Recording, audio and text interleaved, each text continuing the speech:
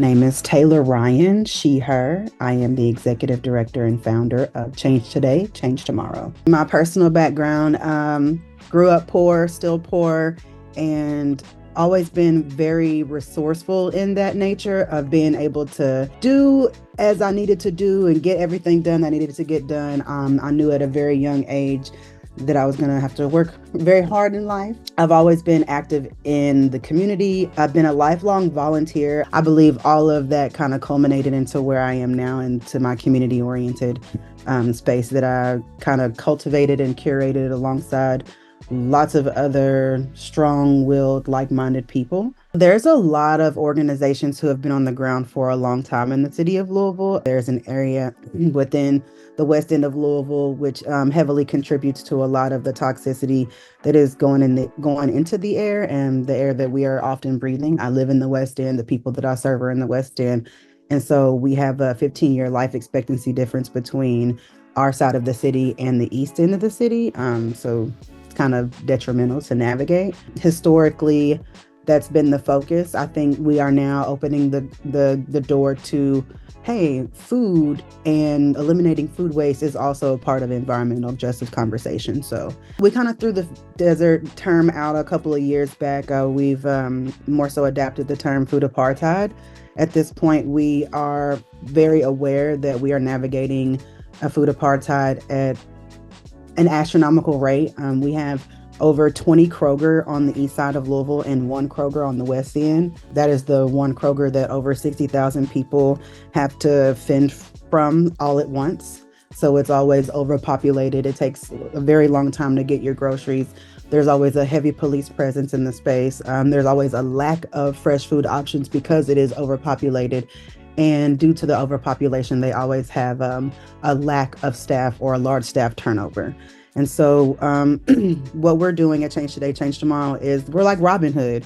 We are rescuing the grocery surplus from one side of the city, bringing it over to our side of the city for people who are navigating food scarcity.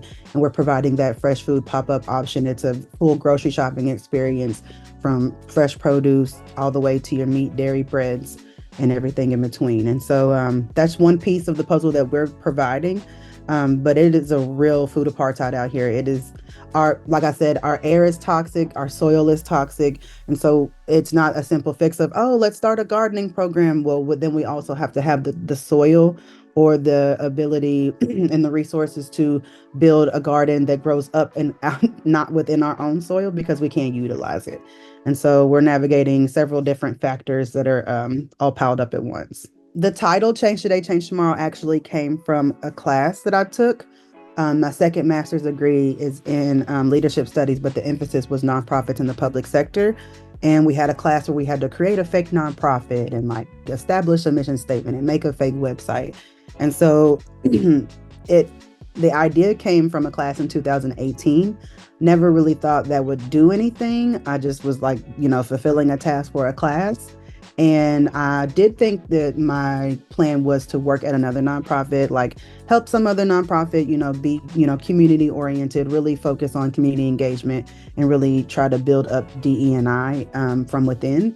And as I started navigating the nonprofit sector, it became very toxic very fast. And at that time, I had a 1-year-old baby. I was living in the back of my homegirl's house. And I just was like, if I can write grants for other nonprofits, then I could probably write a grant for my own thing. And that's kind of where it came from, just navigating scarcity on my own, really not having a place to call my own and needing more than $12 an hour when I had a 1-year-old. And so I had a base and a network in the city of Louisville because my undergraduate career was at the University of Louisville. And so I reached out to my network and I said, hey, I have this idea. What do you all think?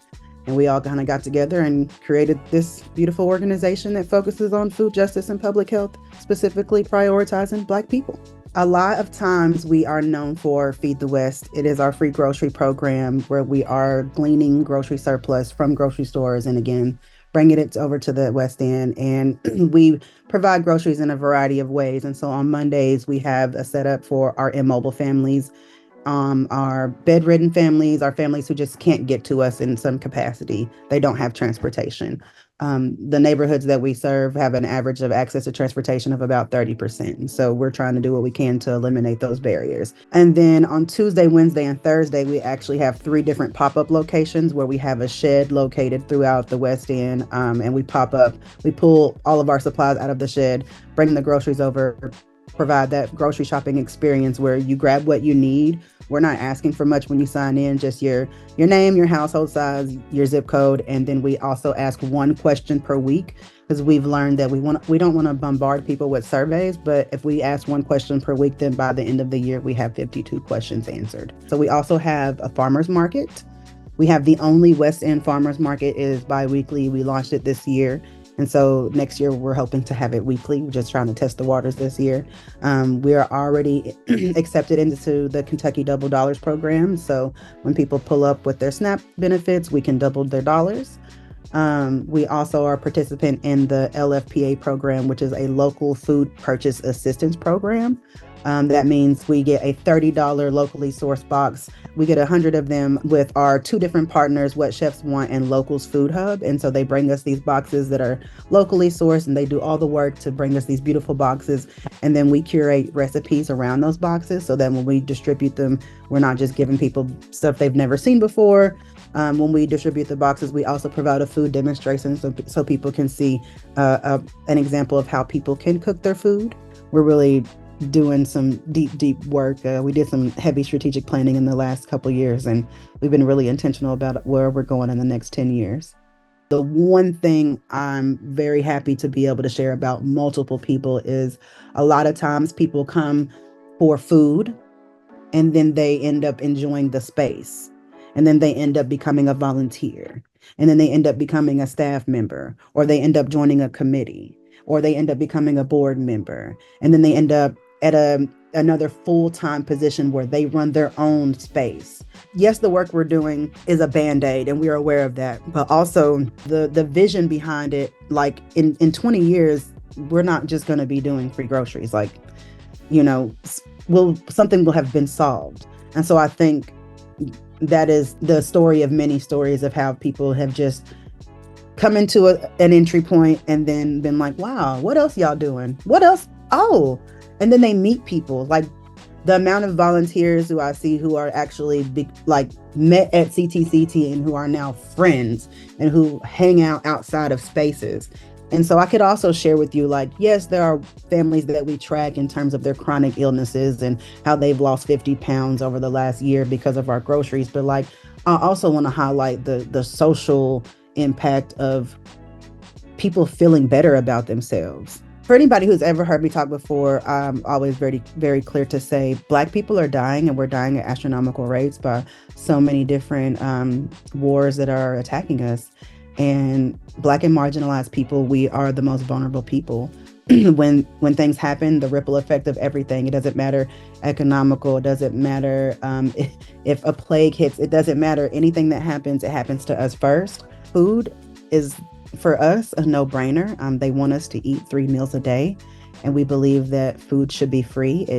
We believe in a free food future. It's one of our hashtags, and it's something we really stand behind, not even just for Black and marginalized people, but for all people. We truly believe our government and, locally, federally, statewide, they're doing a disservice to us by not feeding us. They tell us to eat 3 meals a day. They tell us to eat 3 meals a day that look like this on this plate, and they want us to be healthy, yet they do nothing to serve us to sustain. They strip us of our grocery stores and our pharmacies. I've been in Louisville on and off for 10 years, and I used to go to a grocery store that is now a brewery. They are displacing us from our resources and extracting everything that we are depending on to be healthy. And so when we go back to the life expectancy difference, it's a no-brainer. Even the entire city of Louisville, our most recent health equity report came out, and the entire city of Louisville's life expectancy went down from 74 years old to 72. And then you have to factor in, oh, wow, and then 15-year difference between this side and this side. And most of the people on this side are Black and marginalized. And we got one grocery store. And so That's why it's important. That's why food justice matters, because we have to eat. They want us to eat. They tell us to eat. We have to eat to live. We have to literally sustain our bodies. I also think we need community, and we need community to understand that we hold the government accountable. And if we don't do that, then this is going to continue to happen. We need trust, we need care, and we need love. I think those three items build community. We don't navigate as neighbors anymore. We're not even building those small relationships. So then we have this sense of individualism where we're only doing things for ourselves. And once we break the mold of being able to share in abundance and being able to create and yield and navigate freely and safely, I think we'll be able to really, change some things. So our vision for the city is in alignment with several other Black organizations' vision. We're actually in a super loose coalition. But our vision is quite simple. We really want to create a sustainable food structure. We believe it's possible. We know that there's an abundance of food. We are very clear on the structure and the tactic of how food is coming into the East End at an astronomical rate. And so if they're not going to give us a grocery store, then we will create our own means. And so we have 9 neighborhoods in the West End. And so we have been slowly purchasing land in each of the neighborhoods and co-creating spaces with the residents to see what residents want in those spaces. Like, we own this land. It's kind of a co-op model, but it's not necessarily a co-op. Nothing is going to succeed if everybody is just out here doing passion projects and things that they just want to do. And so in order to build sustainability and build the infrastructure that we need to not only survive but thrive, we're going to have to take the time to build slowly with people and share responsibility and share accountability. And so when we're in our lot, we're having conversations with our neighbors. Our neighbors are saying, I want to cut hair on Tuesdays at 6 p.m. Miss Shirley saying, I want to read to kindergarteners on Sunday after church. These are the things that we need people to do to buy into what's going on, because we're not into going into spaces and saying, hey, we bought this land, we're going to put a garden here. This is what we're going to do. It's like, hey, we bought this land because we got this white people's money and Black people need access to land. So we bought this land and we want to know how we can co-create this land with you. What do you want to see on this land, and how can we hold this together?